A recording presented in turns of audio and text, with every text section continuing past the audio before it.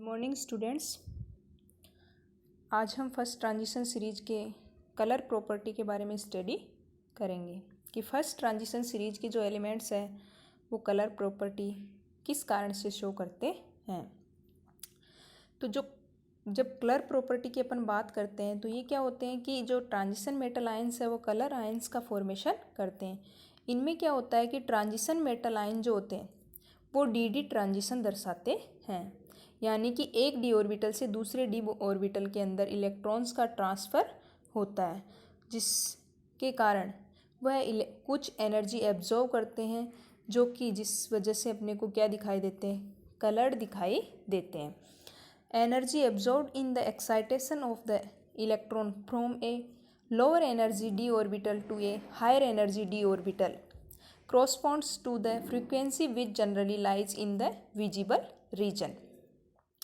इसमें क्या होता है कि फर्स्ट ट्रांजिशन सीरीज के जो एलिमेंट है या मेटल है वो क्या करते हैं कि लोअर एनर्जी का जो डी ऑर्बिटल है उस एनर्जी से के इलेक्ट्रॉन क्या होते हैं, जब एक्साइटेड स्टेट में जाते हैं तो कुछ ऊर्जा का अवशोषण करते हैं या कुछ एनर्जी लेते हैं, और ये जो फ्रीक्वेंसी जो एब्जॉर्व करते हैं ये फ्रीक्वेंसी विजिबल रीजन की होती है।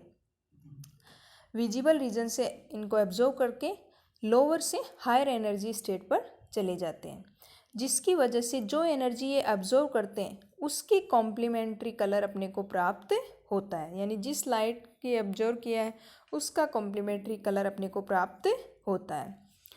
और जो ये लाइट की जो फ्रीक्वेंसी होती है वह जो एब्जॉर्व करते हैं वह अपन लिगेंड के नेचर के द्वारा डिटरमाइन कर सकते हैं कि उस लिगेंड का नेचर किस प्रकार का है। उस लिगेंड के नेचर के द्वारा अपन एब्जॉर्ब की गई लाइट की फ्रीक्वेंसी को ज्ञात कर सकते हैं। जैसे अपन देखते हैं कि जब इसकी जो विजिबल रीजन जो है वह विजिबल रीजन जो होता है वह 400 नैनोमीटर से 650 नैनोमीटर के बीच का होता है। उसकी वेवलेंथ होती है 400 से 650 नैनोमीटर। अगर मान लिया कोई मेटल जो है वॉयलेट कलर अगर एब्जॉर्व करती है तो उसका जो कलर अपने को दिखाई देगा, यानी कि 400 नैनोमीटर की अगर उसने फ्रीक्वेंसी एब्जॉर्व की है तो अपने को जो ऑब्जर्व्ड कलर होगा यानी उसका कॉम्प्लीमेंट्री जो कलर आता है वो अपने पास ग्रीन येलो आएगा। तो ये था इनका कि ऑब्जर्व्ड कलर अगर ये है, अपन ने जब वह फ्रीक्वेंसी ऑब्जर्व करता है तो उसका अपने को जो कॉम्प्लीमेंट्री कलर जो प्राप्त होता है वह हो जाएगा अपने को एब्जॉर्ब, ये हो गया ऑब्जर्व, अपन ने ये वाला कलर प्राप्त होता है। नेक्स्ट देखते हैं कि जो डी ऑर्बिटल जो होते हैं, यानी कि जब ग्राउंड स्टेट में यानी कि उनके पास फ्री आयन की फॉर्म में होते हैं तब तो उनके पांचों जो डी ऑर्बिटल्स हैं उनकी एनर्जी क्या होती है, एक जैसी होती है। लेकिन जैसे ही उनके संपर्क में लिगेंड आता है तो लिगेंड के आते ही उसमें क्या हो जाएगी, स्प्लिटिंग हो जाती है, यानी कि उसकी एनर्जी कुछ बढ़ जाती है और उन ऑर्बिटल डी ऑर्बिटल्स के बीच में क्या होती है, स्प्लिटिंग होती है और वह दो पार्ट्स में डिवाइड हो जाता है। अगर ऑक्टाहेड्रल है तो T2G और EG के अंदर, और टेट्राहेड्रल है तो EG और E और T2 के अंदर कन्वर्ट हो जाता है। तो ऑक्टाहेड्रल में क्या हो जाएगा, T2G, जिनमें 3 डी ऑर्बिटल नीचे की तरफ और 2 की एनर्जी ज़्यादा होती है। तो यानी कि जो T2G है वो होंगे DXY, DYZ और DXZ, और EG जो होंगे वो होंगे DZ² DX² माइनस Y²।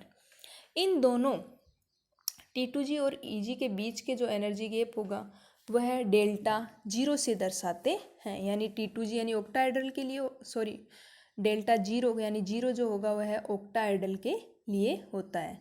ये एनर्जी गैप इनके, यानी कि डेल्टा अपन कहते हैं स्प्लिटिंग एनर्जी, वो हो जाएगा अपना ऑक्टाहेड्रल कॉम्प्लेक्सेज की स्प्लिटिंग एनर्जी को दर्शाता है। अब अगर इलेक्ट्रॉन T2G से कोई एक इलेक्ट्रॉन कुछ फ्रीक्वेंसी को ऑब्जर्व करके एब्जॉर्व करके अगर EG में जाता है, उत्तेजित होता है, तो अपने को ये आयन क्या दिखाई देते हैं, कलरफुल दिखाई देते हैं।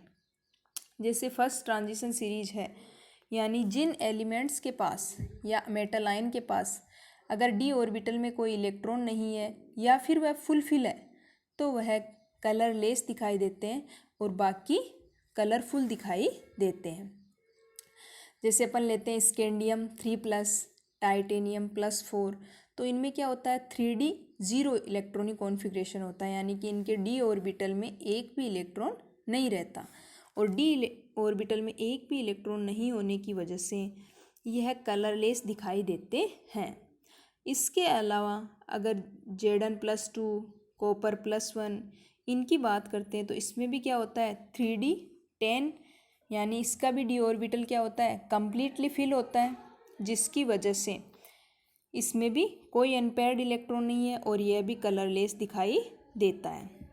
तो ये दो मेटल आयन या आयन अपने को कलरलेस, और बाकी में जितने ज़्यादा अगर अनपेयर्ड इलेक्ट्रॉन उपस्थित है या उसमें किसी में अनपेयर्ड इलेक्ट्रॉन है, कहने का मतलब है अगर d ऑर्बिटल के अंदर या d के जो पांचों कक्षक है अगर पूरे भरे हुए नहीं है या d उपकोष पूरा भरा हुआ नहीं है, अपूर्ण है, तो उसमें dd ट्रांजिशन शो कर सकता है और वह मेटल आयन कलरफुल दिखाई देते हैं या कलर प्रॉपर्टी शो करते हैं। नेक्स्ट प्रॉपर्टी है कैटेलाइटिक प्रॉपर्टी, यानी कि जो d ऑर्बिटल है या फर्स्ट ट्रांजिशन सीरीज के जो तत्व है वह उत्प्रेरकीय गुण दर्शाते हैं। उत्प्रेरकीय गुण का मतलब ये है कि किसी भी अभिक्रिया की दर को बढ़ा देते हैं। अगर उत्प्रेरक की उपस्थिति में कोई रिएक्शन होती है तो वह रिएक्शन कम समय में संपन्न होती है। तो ये जो फर्स्ट ट्रांजिशन के जो तत्व है वह कैटेलाइटिक प्रॉपर्टी या कैटेलाइटिक एक्टिविटी शो करते हैं। और कैटेलाइटिक एक्टिविटी शो करने का कारण क्या है कि ये एक तो मल्टीपल ऑक्सीडेशन स्टेट्स दर्शाते हैं, इसके अलावा कॉम्प्लेक्स का फॉर्मेशन करते हैं, एलॉयस का निर्माण करते हैं, अंतराकाशी यौगिक्स का निर्माण करते हैं। तो कैटेलाइटिक प्रॉपर्टी या कैटेलिटिक प्रॉपर्टी में क्या होता है कि जब रिएक्टेंट की रिएक्शन अपन कैटेलिस्ट से करवाते हैं तो वह एक सक्रिय कॉम्प्लेक्स का फॉर्मेशन करता है या एक्टिवेटेड सरफेस कॉम्प्लेक्स का निर्माण करता है, जो बाद में प्रोडक्ट और कैटेलिस्ट के अंदर कन्वर्ट हो जाता है। यानी कैटेलिस्ट क्या होता है कि यह केवल अभिक्रिया की दर को बढ़ाता है, न कि उस अभिक्रिया के अंदर भाग लेता है। यानी कि प्रारंभ में अपन ने कैटेलिस्ट लिया था, रिएक्शन जब कंप्लीट होगी, जब अब प्रोडक्ट के अंदर कन्वर्ट हो जाती है तो वह कैटेलिस्ट अपने को एज इट इज़ प्राप्त हो जाता है। अब इसके कैटेलिटिक प्रॉपर्टी के दो कारण हैं। एक तो क्या होता है कि जो फर्स्ट ट्रांजिशन सीरीज है इन तत्वों के क्या होते हैं, इन मेटल्स क्या क्या है, आकार छोटा है जिससे इनका सरफेस एरिया ज़्यादा होता है या सतही क्षेत्रफल ज़्यादा होता है। नेक्स्ट है कि इनकी मुक्त संयोजकता पाई जाती है इनमें, जिसकी वजह से यह आसानी से रिएक्शन कर सकते हैं और लोअर एक्टिवेशन एनर्जी होती है। इस सभी कारणों की वजह से जो फर्स्ट ट्रांजिशन सीरीज के जो तत्व हैं वह कैटेलाइटिक प्रॉपर्टी दर्शाते हैं। फॉर एग्जांपल जैसे अपन लेते हैं वेनेडियम पेंटाऑक्साइड है, तो वेनेडियम पेंटाऑक्साइड क्या होता है, कॉन्टैक्ट प्रोसेस के द्वारा सल्फ्यूरिक एसिड का फॉर्मेशन करता है। इसी प्रकार है कि आयरन जो है वह हेबर विधि के द्वारा अमोनिया के निर्माण में काम में आता है। इसी प्रकार है जो निकिल जो है वह ऑयल्स के हाइड्रोजिनेशन के लिए यूज में काम में लेते हैं। यानी कि ये वेनेडियम पेंटाऑक्साइड, आयरन, निकिल ये सब कैटेलिस्ट के रूप में कार्य करते हैं, यानी कि अभिक्रिया की दर को या फिर किसी रिएक्शन को संपन्न करते हैं। नेक्स्ट है कि कॉम्प्लेक्स फॉर्मेशन। तो डी ब्लॉक के जो तत्व है यानी फर्स्ट ट्रांजिशन सीरीज की अपन बात करें तो फर्स्ट ट्रांजिशन सीरीज के जो तत्व हैं वह कॉम्प्लेक्स का निर्माण करते हैं, क्योंकि कॉम्प्लेक्स का निर्माण करने के एक तो ये है कि इनके पास रिक्त डी कक्षक उपलब्ध होते हैं। नेक्स्ट है इनकी साइज, यानी इन ट्रांजिशन मेटल की जो साइज होती है वह भी स्मॉल होती है। अगला है कि हाई आयनिक चार्ज होता है जिससे हाई चार्ज डेंसिटी होती है और आसानी से इलेक्ट्रॉन्स को क्या कर लेते हैं, एक्सेप्ट कर लेते हैं। यानी कि ये जो ट्रांजिशन मेटल हैं उनका आकार छोटा होना, आयनाइजेशन चार्ज अधिक होना, तो ये इजीली इलेक्ट्रॉन्स को एक्सेप्ट कर लेते हैं। और इनके पास क्या होता है, ट्रांजिशन मेटल के पास में बॉन्डिंग के लिए वे डी ऑर्बिटल उपलब्ध होते हैं। तो वह आसानी से डी ऑर्बिटल उपलब्ध होने की वजह से वह आसानी से कॉम्प्लेक्स का निर्माण कर लेते हैं।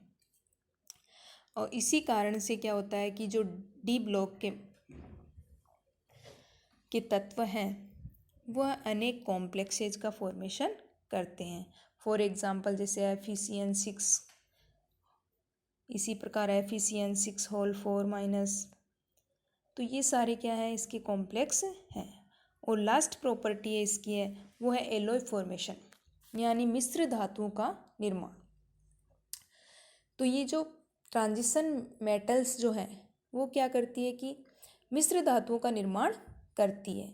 इनमें क्या होता है, मिश्र धातुओं का निर्माण करने का मुख्य कारण ये है कि एक तो इनकी मेटेलिक रेडियाई यानी कि धात्विक त्रिज्या या फिर एटॉमिक रेडियाई या फिर आयनिक रेडियाई लगभग समान होती है। इनकी इलेक्ट्रोनेगेटिविटी भी लगभग समान होती है। इसी कारण से ये क्या करती है, मिश्र धातुओं का निर्माण करती है। और ये जो मिश्र धातुएं होती है वह कठोर होती है, हाई मेल्टिंग पॉइंट होता है, और मेल्टिंग पॉइंट हाई होने की वजह से ये अत्यधिक यूजफुल होती है। तो ये तो थे फर्स्ट ट्रांजिशन सीरीज की सारी प्रॉपर्टीज़। तो नेक्स्ट लेक्चर में अपन पढ़ेंगे कि उनका जो कॉम्प्लेक्स फॉर्मेशन होता है वह किस प्रकार से करते हैं। यानी इसमें अपन ने देखा कि फर्स्ट ट्रांजिशन सीरीज के तत्व क्या होते हैं, कॉम्प्लेक्स फॉर्मेशन करते हैं। लेकिन नेक्स्ट लेक्चर में अपन देखेंगे संकुलों का निर्माण या संकुल यौगिकों का निर्माण कैसे होता है।